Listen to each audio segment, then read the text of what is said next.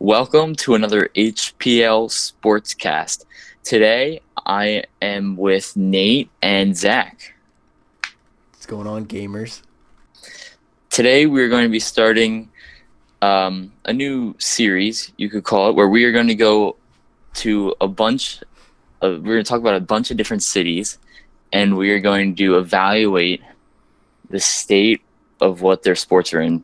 So today, we're going to start with Philadelphia, which is in a very interesting point with their sports. So we're going to start with the Sixers. There has been a lot of disappointment this summer after many fans expected them to go all in, get a superstar. They didn't do that. They didn't get LeBron. He went to the Lakers. They didn't get Kawhi. He got traded to the Raptors. It looks like they're going to develop their players that they have right now and not necessarily go after a superstar, at least this summer. Next year they might. Do you guys think that's the right way to take it? Well, people thought they were going to go after two superstars. Most people thought it was going to be Paul George and LeBron, or LeBron and Kawhi, or something crazy like that. And I wanted that because I think we really would win next year if we had that, but I'm okay with them developing their own talent. I'm going to agree with that statement. I think that they're trying to plan to create a 76ers dynasty like the Warriors have right now with all their young stars they can potentially create. If Markelle Fultz can get it together, I believe he'll be a star in the league, along with Ben Simmons, and Joel Embiid will just be a very solid center. I don't see him being as big of a star as they can potentially be, though. But do we even really need Markelle? Like, I like him as a player, and it was really hype when we drafted him, but like, where's he gonna start? Where does he fit? If he doesn't play shooting guard. Ben Simmons is the point guard. Like, I don't see. Here's the thing. He reportedly has a new jump shot. He's been working out with Drew Hanlon, a trainer who is known for training with a lot of NBA superstars. And people are really excited about what he could do this year because now he's going to have that jump shot, which makes him almost unguardable, some people are saying, because he can blow by you, but if you don't, come up on him, he can knock down the jumper, which Ben Simmons, some would say he also needs to do that. But, this could actually really help him. Now, could he start at point guard? I don't know. I think that's a spot that Ben Simmons has right now, but maybe a point guard off the bench. I don't see Ben Simmons losing his job anytime soon. What would he move to? Like, just power forward, but then Dario, what would he do? Like, I don't know where he would fit then. Yeah, I don't think Ben Simmons is going anywhere from the point guard spot, which does make it tough for Fultz to fit into a spot, which is why I think right now he would have to come off the bench. And then if he eventually turns into a starter, then I don't know what the Sixers would do. But I think he could honestly play shooting guard. yeah, that's a possibility. See that. He could fit there. Because JJ's not Yeah. going to be around forever. No, He's probably got 2-3 years, if that. Plus, I think if Markelle wants to try and take Ben's starting spot as point guard right now, he's going to have to develop really good chemistry with the team because as you watch some of the games, you can see that Ben is able to get kind of crafty with some of his passes, which I think is really good for him being so young. He's able to trust those guys and hope they can read what he's trying to do. I think he has great chemistry with Joel. It's just some of the dunks that he can give to Joel by making really smart passes. Yeah. Plus, I think the Sixers, they just have good chemistry all around. Like, there's no beef on the team. Everyone, they kind of just play as one real team, which I think it's really overlooked in today's league. It's kind of just get the best players you can. If they don't like each other, oh well. Like, I feel that's how Oklahoma City went with Russ, PG, and Carmelo. Like, I don't think they really meshed well. At least Carmelo didn't. Because I don't know. They really could have been much better, I think. It is also a really good point. That's how a lot of Philly teams seem to be right now. Yeah. So is that it for Sixers there, Noah? Well, Jerry Colangelo, Oh, that's right. his tenure is going to wrap up with the Sixers at the end of this calendar year. What do you guys think about that? Get him out. I second that statement. Well, I don't see the point of keeping him, especially if his son's already gone. Like, I don't know if it's the same way for, like, the, just, like, I don't know, what is he, owner? Like, what is he technically? He was just I think he was a chairman or like an advisor or something like Okay. that. So he Yeah. really didn't have a special advisor. That's what he was. Okay. So he didn't have a serious job, I guess you could say, where it's like a general manager like his son was or anything like that, or an owner or anything like that. But he helped the business decisions. So he'll be stepping down. Good. Well, I feel like also people are kind of really just like overreacting to what like him and Brian Colangelo actually did. Like, could Hinkie have done this and got the team to 50 wins and second round of the playoffs? Probably, but it's not like they did a whole Chip Kelly thing where he ruined the team and kind of sent us back a couple stages. Like, it could have been much worse, I think, but I'm okay that he's leaving. Chip Kelly can be debated as good or wrong. I'm just gonna say that. Yeah, Good or can. bad, not good or wrong. Okay. And then that leads us into this. Brett Brown. Do you guys think that he's a good enough coach? Because in my personal opinion, that series against the Celtics, I think he cost us a game or two with his coaching. I've heard that a lot, but I mean, Brett, he's had 5 years maybe with the team, and only this one he really got, real NBA talent to play with. So it's kind of like, I know he was with Popovich all those years, but it's different being a head coach and an assistant coach. When you're calling all the shots, it's so much different. So it's kind of his first time. He's got to get another couple of years. I think give him at least 2 more years, and if they can get at least this year, especially to either this year or next year to the Eastern Conference Finals, then he should stay for good. And I also think that his coaching might have cost it, but I do think that the Celtics team was just better than the Sixers in general at that point, because they had players that could score much better, which was, I think, the Sixers' biggest issue last year, was that they only had a few key players that would reliably put up points. Yeah. Yeah. All right. And then who do you guys think out of the Eastern Conference? Sixers, Celtics, Raptors, Pacers. Who do you think's making the finals this year? Well, I want it to be the Sixers, obviously, but I'm really scared it's going to be the Celtics because now they got Kyrie and Hayward coming back. That just scares me because we haven't really changed anything from this year, that last year. Maybe what we have is Chandler Parsons? What's his name? Chandler Parsons. Is that his name? Yeah. And then JJ's back, Fultz is back, but I don't know. They're no Kyrie Irving. We haven't gotten better, and the Celtics have gotten much better. Yeah, it's so scary. I think the Raptors might be a surprise contender that make it to the finals with getting Kawhi Leonard. I know they were the first seed last year in the playoffs, but they got eliminated by the Cavs. I think they could potentially go all the way, but the Celtics team is very talented, so they're probably the favorite to go all the way to the finals. Yeah, I think if the Raptors, they kept DeRozan instead of Kyle Lowry, and if it was DeRozan and Kawhi, I think that's definitely a team that could go to the finals. But Kyle Lowry, he just doesn't do anything special. I mean, he's a decent point guard, but he's decent. all right.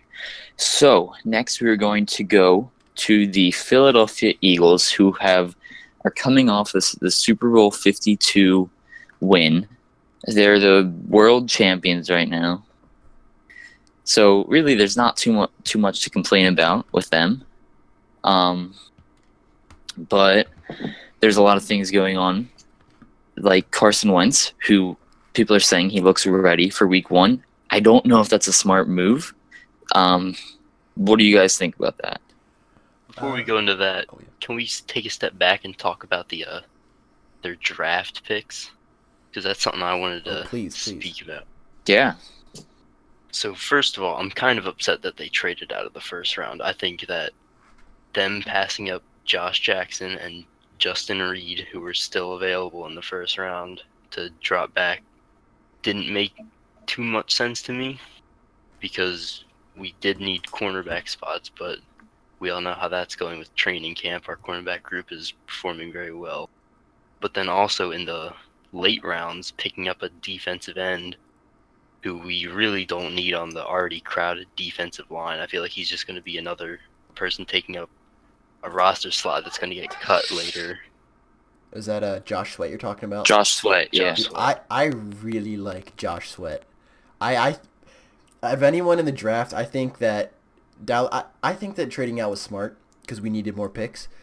Especially, we just need to replenish the roster, make it younger, essentially. Because Carson's still young, and hopefully we got a lot of Super Bowls with him.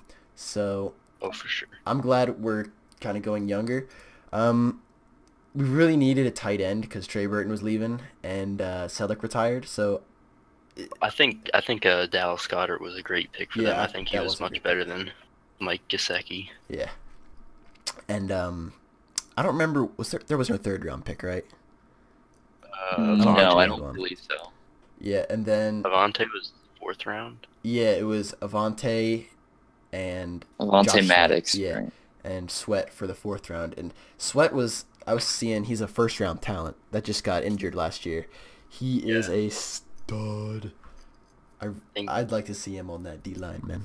I mean, I guess it was an okay value for getting him in the 5th round. I was just kind of surprised that they decided to go out and grab more defensive linemen, but that is just how Howie is. Yeah, and plus, Very independent line. Well, Chris Long's not going to be here too much longer. Maybe just this year. Yeah, you're right. I guess some of the ends are kind of old, like Bennett and Long, who are probably going to be starting. Because then in like 2-3 years, your Brandon Graham will still be around, but it'll be Brandon Graham and either Barnett or Sweat, and then either way, you still have Barnett or Sweat as a backup. So that's really just good for the rotation. All right. Well, Nate, I heard you say hopefully a lot more Super Bowls with Carson Wentz. Here's my thing. If we bring him back week 1 and he says he's 100% ready, everyone thinks he's 100% ready, but usually you can't recover from these injuries, these ACL injuries, in 8 months like he would if he comes back week 1. If he gets hurt before, the early in the season, and it's another one of those injuries, that could potentially end his career or hurt his career. Maybe not end it, but not make him the same player he was. I just don't know how I feel about him coming back. Yeah, I definitely understand. And he better come back, because we're going to a week 5 game, and I don't want to miss him. But, yeah, I saw earlier, Bleacher Report, it was a thing from Doug Peterson, like in his press conference or whatever, that he can just see the way that, like, Carson's training and, like, doing the drills and stuff, that he's definitely still hesitating. But according to, the doctors say he's fine. Like, he should not be trying to, like, baby or whatever. So he's clearly got some, like, mental, like, roadblocks of, oh, I can still do this, or am I ready for this? I think for him, it's going to be a big mental game. But I think he's more than capable. I think he should be able to start week 1, but there's always reliable backup Nick Foles to Super Bowl winning, Super Bowl MVP. Nick Foles. And even if you only play Carson for a little bit in the game, that's fine. You can't do that. You don't think so? No, I don't think you can have a 2-quarterback system. In that just doesn't work in the NFL, in my opinion. So even if it's, I know they play the Falcons week 1, right? Yeah. Yep. So even if it's, you just play him, like, you can do the whole, so let's say you play him the whole game then. But what if we play, like, I don't know, some trash team, like the Bengals next week? Do you still play Carson? Well, we play the Buccaneers in week 2. Do you still play Carson? Yes. Okay, you do. Absolutely. Oh, yeah. If you start in week 1, you have to start in week 2 if he's not hurt. All right, fair. But do you want him playing aggressive like he did last year? No, I don't think. I think he's smart enough to know we can't do that as much. Yeah. All right. So the next topic is, do you guys think this team is better or worse than last year? Some notable losses who left are Trey Burton, Patrick Robinson, LeGarrette Blount, Bo Allen, Vinnie Curry, Donnie Jones, Brent Selleck. Some notable pickups in the offseason: Michael Bennett, Haloti Ngata, Corey Nelson, Mike Wallace. Do you believe that this team is better than last year and could potentially maybe win the Super Bowl again, or do you think they regressed? I think it's definitely better, but not by much. Because you lost a lot of veteran presence with guys like Brent Selleck and, Donnie Jones. I mean, a punter's a punter, but he still had that so much experience to the team. But to me, there's no reason they shouldn't at least make it to the NFC Championship. I'd be surprised if they did. Okay, here's a question. Do you think there's a better chance of them making the Super Bowl or a better chance of them missing out on the playoffs?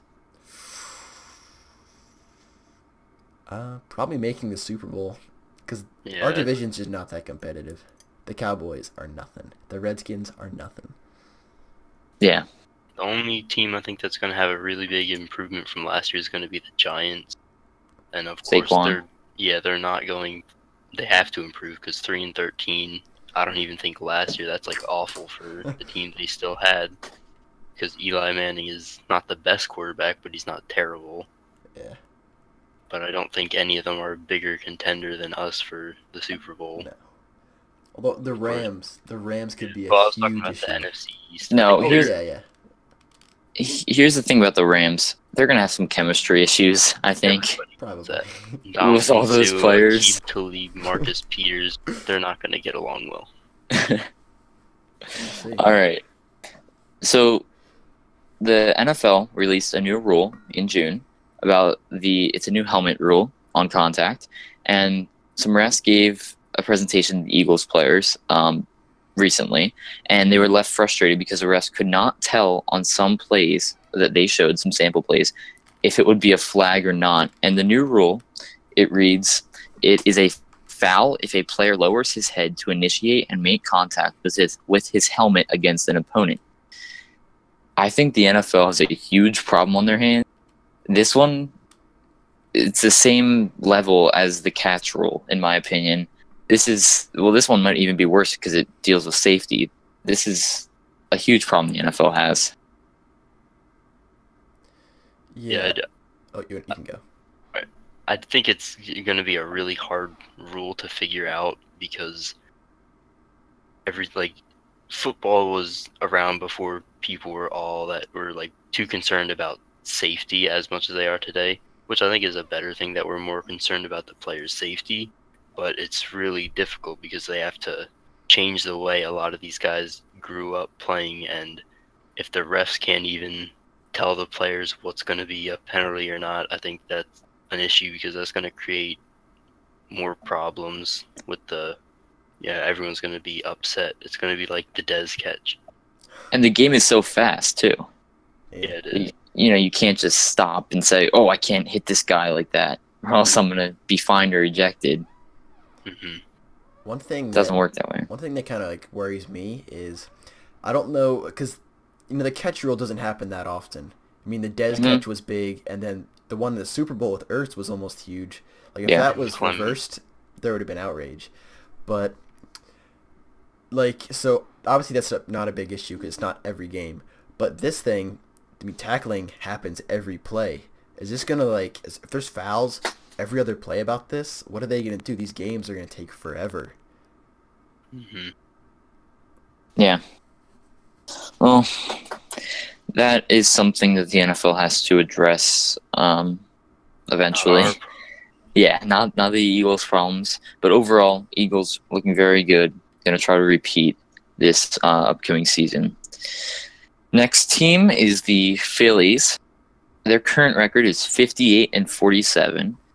And although they had a very disappointing series this past weekend with the Reds, It's been quite a surprising year from a team in which most people thought were at least a year away from contending. I definitely did not expect this. I know everyone else didn't. They've been playing so much well that they acquired Asdrubal Cabrera from the Mets for Double-A prospect Franklin Colomb, and it's much needed. It's a much needed bat for a team that has been hitting the ball well recently, but the offense has stalled many times this year. Are you guys surprised that they are in a position where they're buying at the trade deadline and not selling? Yeah. Like, I haven't followed the Phillies in a couple of years, in a lot of years, since like 2010, just because they've gone down the toilet. But, recently, their games are, I don't like watching baseball, but they're bearable to watch at this point. Like, I would go to a game and watch it, but I just don't understand how they're so inconsistent. I don't understand that. Like, for a team that's based on just numbers, like, that's their whole shtick, right? Like, they do, against the left-handed pitcher, this guy doesn't hit well. Let's put in a left-handed pitcher. Analytics. Yeah, they do the analytics thing. That just seems crazy to me. Like, other teams, they just do baseball the right way. Like, they kind of just do old school, get the best players you can. Matchups are matchups. You can't do anything about it. But for what they do, I'm kind of surprised they're even in the playoff running. Yeah, it's like I had said before when we were talking. The Phillies, they seem like they're doing good and bad at the same time. Yeah, they have nights where they're absolutely awful, and other nights they look like they could make the World Series. Which is why I think they're still I think they're still a year away from actually contending in the playoffs. But this is a nice year to show everyone that they're for real and that they will be around for quite a long time.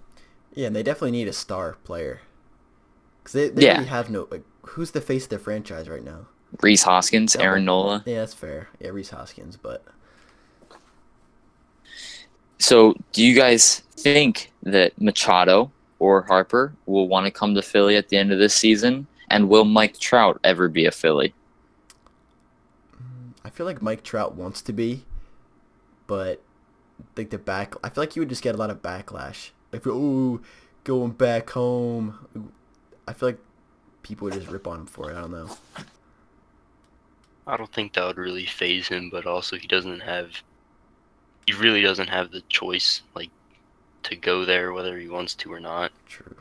He can have a say in it. That might change the way or change where he's going to play, but he can't really decide. But I think if he could, he would probably come play for the Phillies.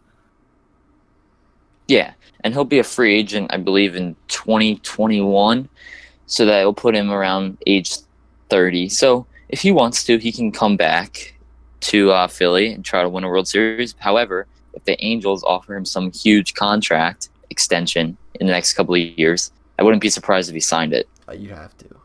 Yeah. You'd have to. Because you never know what's going to happen, so you got to sign those contracts. All right. The last team that we're going to talk about is the Flyers, and James Van Riemsdyk signed a contract with the Flyers this offseason, a player that used to play for the Flyers, and now he is back. He should bring a major boost to the offense, which was tied for 11th in the NHL last season with an average of 3 goals per game, which is right around the middle, a little bit above it, but it should help. The goaltender situation, Brian Elliott right now is the number one. I don't know if he can maintain that, and I'm wondering if Michael Neuwirth can put together a healthy season, and with Carter Hart in the minors right now, I'm wondering when he'll be ready for the NHL, because the Flyers have had a pretty bad goaltending situation for a couple of years now. So they need to figure that out and get that together. Hopefully Carter Hart can be this amazing goalie that everyone's talking about, but who knows? So for this season, what do you guys think is the realistic possibility this Flyers team can go playoffs? Because, I mean, they've been making the playoffs pretty much every other year now and getting knocked out in the first round. And if they do make the playoffs, how far do you think they can go? Well, I don't know much about hockey, especially the Flyers, but what I do know is if you're really stuck in any sport in that kind of, oh, we can make the playoffs as like a lower seed or maybe a wild card, but we can't actually get anywhere, I feel like as a fan, I would rather just have them kind of blow it all up. I would rather just have them restart, get quality talent, and just do it again. And then, but they do have that right now. They have young guys that are coming up that are really good, like Ivan Provorov and Travis Konechny and all this young talent that are in the NHL right now. So they're kind of in that spot. So I want them to go for it, to be honest. All right, then if that's the case, then you just gotta wait. You gotta get them quality players around them. I think they already have the quality around them to take them all the way. I think it's just that our stars are old. Like Claude Giroux is getting up there in age. Yeah. I mean, he's still a really good hockey player. Jacob Voracek, Wayne Simmons, they're all. I think. Well, they're in their prime right now. Like right now, this is. Yeah, it is. These are the years right now. Yeah, so. It is. But I think that the issue I think they're gonna have is that since they're fan favorites, I feel like it's gonna be like difficult for them to leave, and they're eventually gonna have to start turning to more the younger guys, and I don't think that'll happen if they keep them around. I think that I don't know how much longer Claude Giroux, Wayne Simmons, and Jake Voracek, and I think there's a couple of other guys I don't know the names of because I don't follow the Flyers. I think they're gonna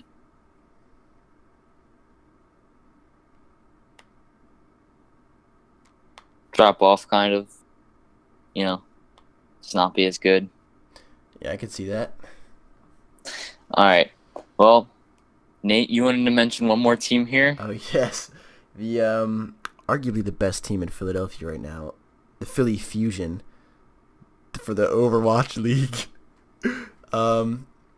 So I don't follow anything about Overwatch, but I saw on ESPN they were in the finals but lost. So we got that going for us. I believe they were the grand finals. Oh, grand finals. So I watched the Twitch stream. I mean, we could have been the first city ever to win the Super Bowl and win the Overwatch League in 1 year. Man, it really is a shame. That is a shame, isn't it? Oh, it hurts. I mean, the Sixers went all the way also, it would have been... Oh, that would have been incredible. So if the Phillies got lucky and somehow went all the way, even though they're being very streaky, Dude, would have been the best city in the world. Can you imagine how pathetic like a parade would have been if they had one? It'd be like 1,000 guys. Hey, you should. Did you see the finals with the like arena they were in? Yeah, it was There's a lot of people there. Yeah. So I don't know. All right. More Philly Fusion coverage in the future. Yeah, more coming obviously, at you. Definitely. Here at the end, which is I'm gonna do it today, and for all of these city review sort of things, what is the grade you're gonna give Philadelphia sports from A to F? I'm gonna give them a B+, because we don't really know. We know where the Sixers and Eagles are going. They're going for multiple high-level championships.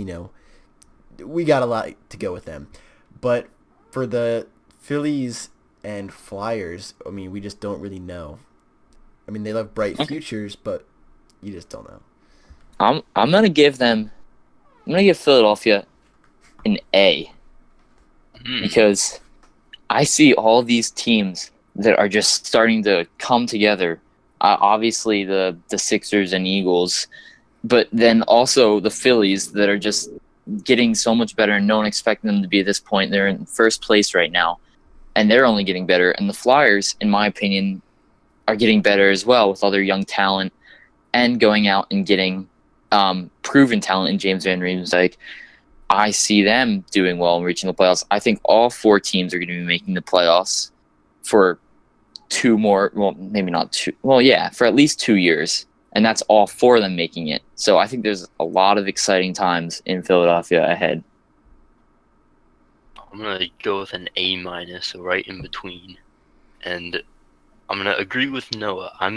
I look at the future of a lot of these teams, and I do see that there's definitely some good things that'll be happening. But also with I don't want to go an A because the current state of the Flyers and the Phillies is not too great, but they're not terrible either. So definitely worthy of high grades. Okay. All right, so that's going to do it for this sportscast. The next city that we're going to discuss is Boston. We don't know exactly when that's going to be coming out, but you can expect that for the next sportscast. Just say, like, in the next week, I would say. Next week? All right. So that will do it for this sportscast, and we will see everyone in the next one.